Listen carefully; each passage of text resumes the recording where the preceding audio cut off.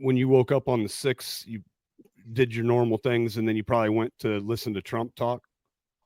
Oh, it's interesting. Yeah, I actually, well, when I left my hotel room, I had planned on walking down there, but then when I walked outside, it was so friggin' cold. I realized I didn't have enough layers on, so I went back to my hotel. I went back to my Airbnb and put on another layer of underwear and a better wool sweater underneath my suit to be warm. And then I didn't have enough time to walk all the way back down there, so I got in an Uber. And the Uber drive, that was a funny experience because the Uber guy started driving down to drop me off, and he couldn't figure out why all the streets were closed and his GPS wasn't functioning. And he had no idea there was even going to be a rally at all. And he's like, why can't I? He's like, this is really weird. Like, this is closed and this is closed and my GPS is not working and da da da da.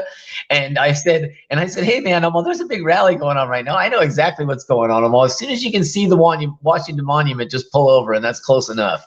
So sure enough, yeah, he couldn't get anywhere near where I was trying to go.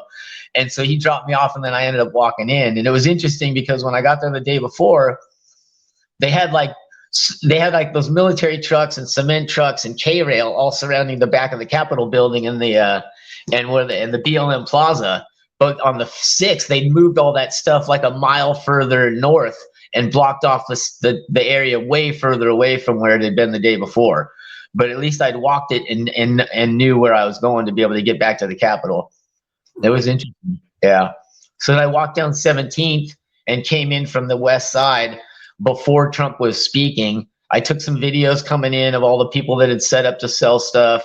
And I took some videos at the executive building where there were a bunch of officers guarding that area. And I heard some chatter on the radio, and I got some video footage of them listening to chatter on the radio at the entrance to the executive building. And then I went and stood in front of the ellipse before he spoke. And you could feel the crowd tightening, and I was meeting different people from areas, and you could feel the crowd getting tighter and tighter.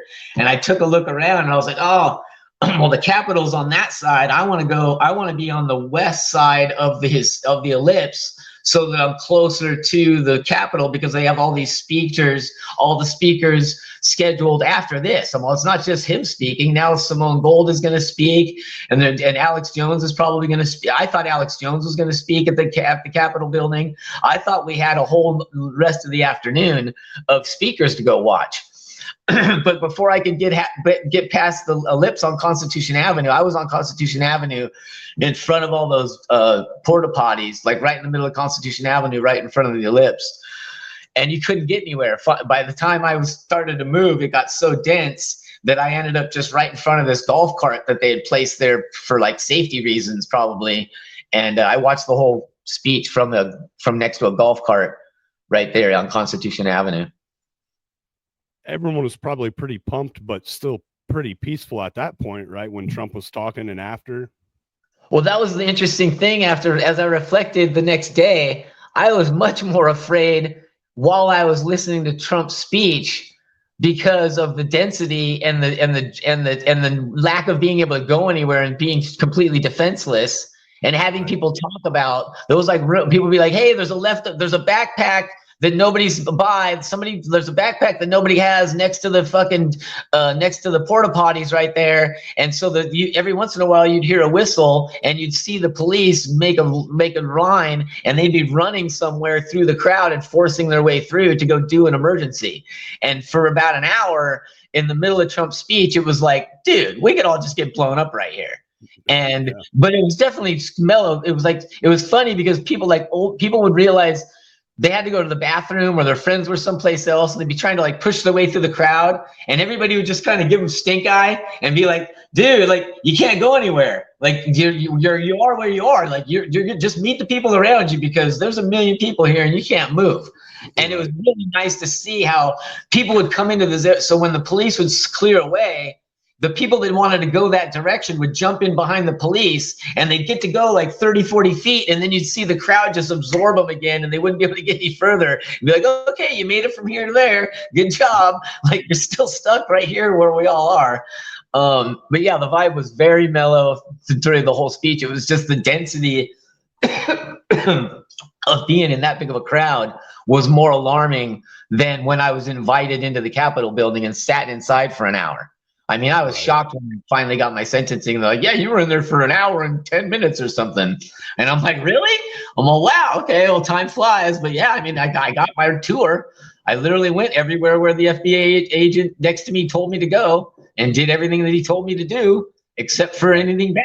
You know, every time it started to get some Antifa or some paid person that was all high on drugs would do anything bad in front of me, either a patriot would jump on them or they would get maced and the police would defend them. You know, the police would stop them from vandalizing or trying to move forward, you know. But I was lucky. I was in there for so long and I never saw any violence of any way. I don't even know how any of that violent things that you see occurred. I never saw any of it anywhere the whole time. It was shocking. You know, I didn't even hear about violence until I left. Until I was outside. This little weird Jewish man with a cane came and told me the woman got shot. And I argued with the guy for 10 minutes. I was like, dude, nobody got shot in there. I was in there the whole time.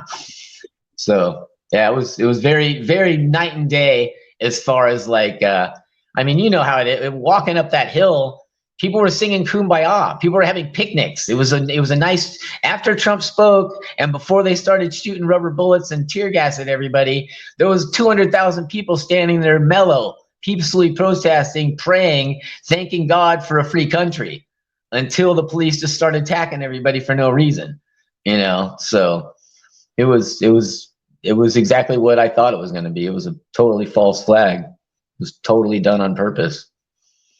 I think